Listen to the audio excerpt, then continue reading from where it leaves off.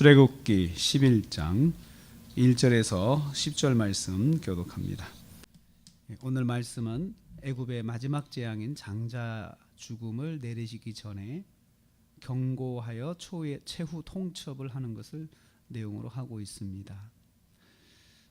1절 3절을 보면은 먼저 애굽 땅의 모든 장자가 죽을 것이라고 경고하게 하십니다. 하나님께서 모세에게 경고하게 하신 것입니다. 여호와께서 모세에게 마지막 재앙에 대해서 알려주십니다. 이제 애굽 안에 있는 모든 장자가 죽는 재앙을 내리신 후에야 이스라엘이 애굽에서 나갈 것이다 라고 알려주십니다.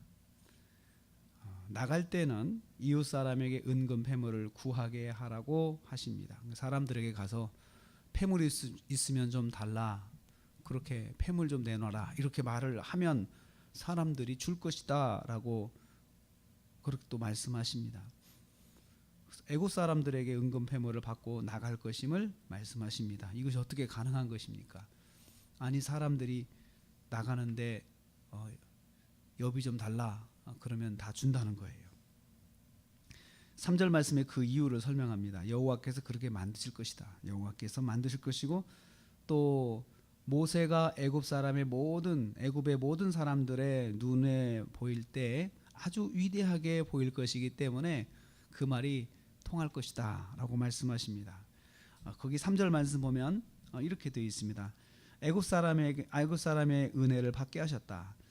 여호와께서 그 백성으로 애굽 사람의 은혜를 받게 하셨다라고 말씀하셨습니다. 은혜를 받는다라는 말은 특별한 관심과 사랑을 입게 된다는 것입니다. 사람들의 마음에 이스라엘 백성들에 대해서 특별한 그런 마음이 열려가지고 주고 싶은 마음이 생긴다는 거예요. 내가 줘야 되겠다. 무슨 사람들이 말도 안 되는 이야기를 하지만 삼자가 볼 때는 말도 안 되는 이야기인데 하나님께서 그렇게 주고 싶은 마음을 갖도록 이끌어 주신다는 것이죠. 또한 사람들 눈에, 바로부터 모든 사람들, 신하들, 백성들 눈에 모세 자체가 달리 보이는 거예요. 모세가 참 위대하게 보이는 거예요.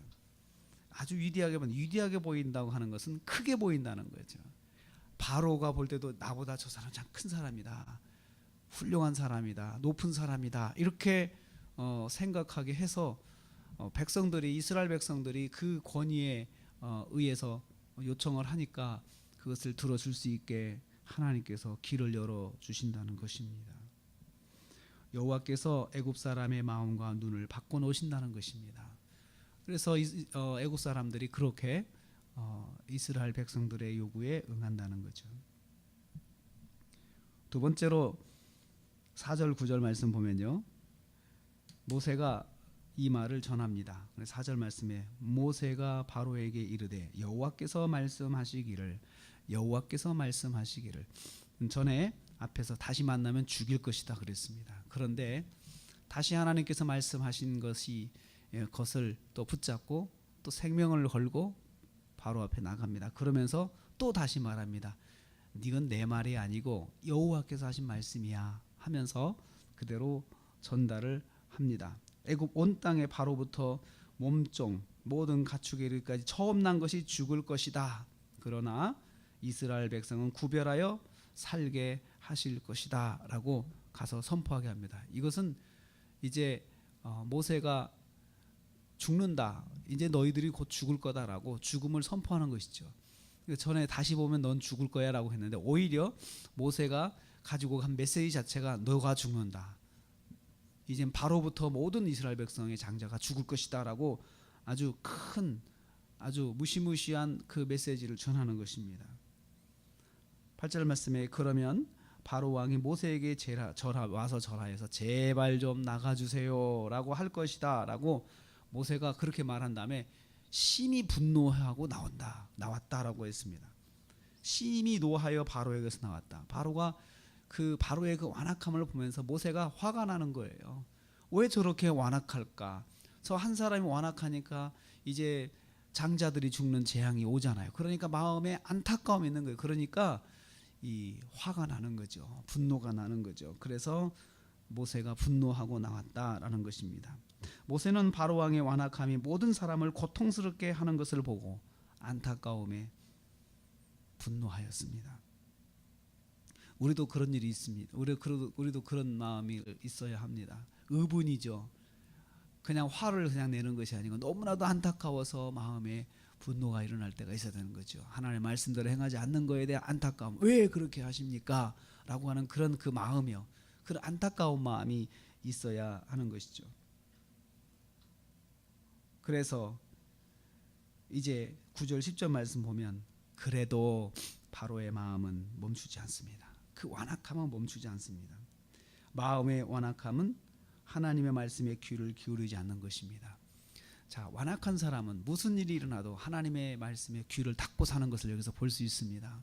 그 하나님의 말씀에 귀를 닫으면 닫을수록 하나님의 징계는 더 크게 된다는 거죠. 더 커지고 또 더 본인뿐만 아니고 주변에 있는 사람들이 말할 수 없는 고통 가운데 빠지게 된다는 것을 알 수가 있습니다.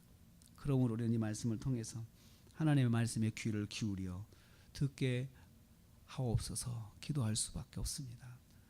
우리가 하나님이 무슨 말씀하시든지 간에 세미한 음성이든 큰 음성이든 하나님의 말씀에 민감하여서 듣게 하옵소서 이렇게 기도해야 하겠습니다. 이제 3월이 시작되었습니다. 이제 촉촉한 봄비, 단비가 내렸습니다. 만물이 다시 꿈틀거리며 생장하게 되겠죠. 이제 그 추웠던 겨울이 지났고 또 때가 되니까 이렇게 봄비가 내리면서 날씨가 풀리게 됩니다. 모든 것이 때가 있습니다. 어려울 때가 있으면 이렇게 또 풀릴 때도 있고 추울 때가 있으면 또 이렇게 날씨가 풀려서 변화될 때가 있는 것입니다.